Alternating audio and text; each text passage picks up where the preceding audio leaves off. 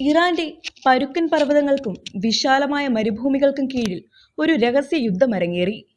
ഒരു രാജ്യത്തിന്റെ ആണവാഭിലാഷങ്ങളുടെ ഭാവി പുനർനിർമ്മിക്കാൻ കഴിയുന്ന ഒന്ന്. അമേരിക്കൻ പ്രസിഡന്റ് ഡൊണാൾഡ് ട്രംപിന്റെ വാക്കുകൾ ലോകത്തെ തന്നെ ഞെട്ടിച്ചു. ഇറാന്റെ ആണവ കേന്ദ്രങ്ങൾ പൂർണ്ണമായും നശിപ്പിക്കപ്പെട്ടു. എന്നാൽ പൊടിപടലങ്ങൾ അടങ്ങുമ്പോൾ ഉപഗ്രഹ ചിത്രങ്ങൾ പുറത്തുവന്നു. സത്യം അത്ര വ്യക്തമല്ല. ഇറാന്റെ ആണവ പദ്ധതി ശരിക്കും തുടച്ചു നീക്കപ്പെട്ടോ, അതോ ചെറിയ വിള്ളലുകൾ മാത്രമേ ഏറ്റിട്ടുള്ളൂ? ടെഹ്റാൻ ഇതിൽ നിന്ന് കരകയറുമോ, അതോ അവരുടെ ആണവ ലക്ഷ്യങ്ങൾ എന്നേക്കുമായി തകർന്നോ എന്ന ചോദ്യങ്ങൾ മാത്രം ബാക്കിയായി.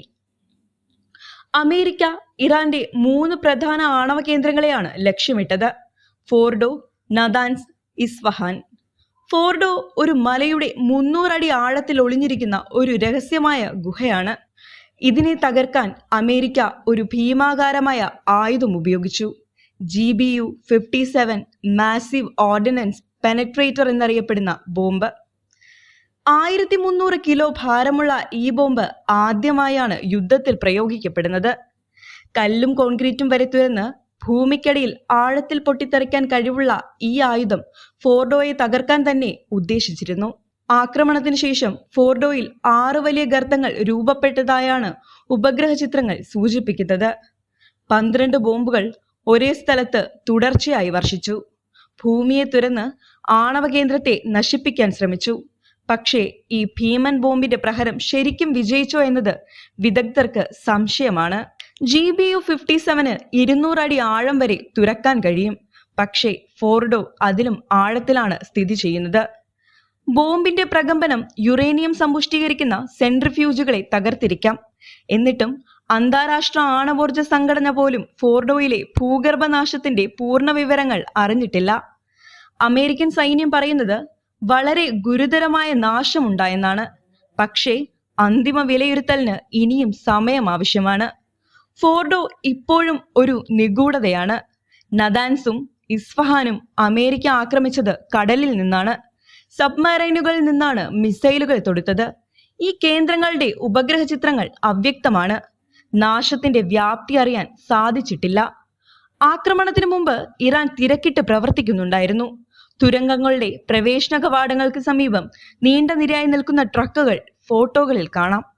യുറേനിയം സുരക്ഷിതമാക്കാൻ ശ്രമിക്കുകയായിരുന്നു അവരെന്നാണ് വിദഗ്ധരുടെ അഭിപ്രായം. IAEAയുടെ റിപ്പോർട്ട് പറയുന്നത് ഇറാന്റെ കൈവശം 400 കിലോയിലധികം 60% സമ്പുഷ്ടീകരിച്ച യുറേനിയം ഉണ്ടെന്നാണ്. 10 ആണവ ബോംബുകൾ ഉണ്ടാക്കാൻ മതിയായ അളവ്.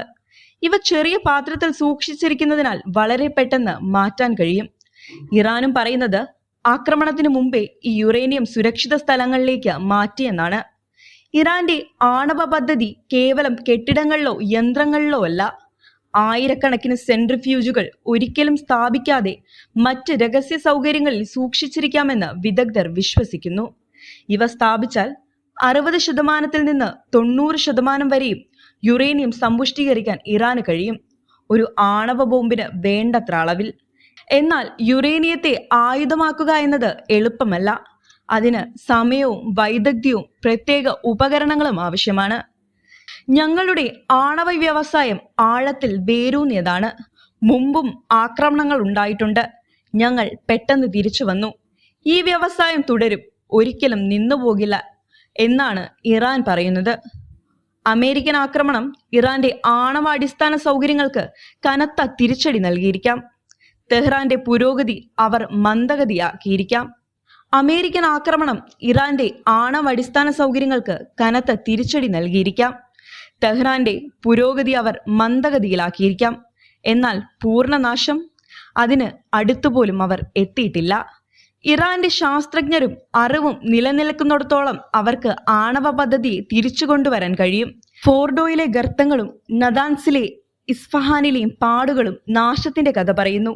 ഇപ്പോഴും മരിക്കാൻ വിസമ്മതിക്കുന്ന ഒരു പ്രോഗ്രാമിന്റെ കഥ.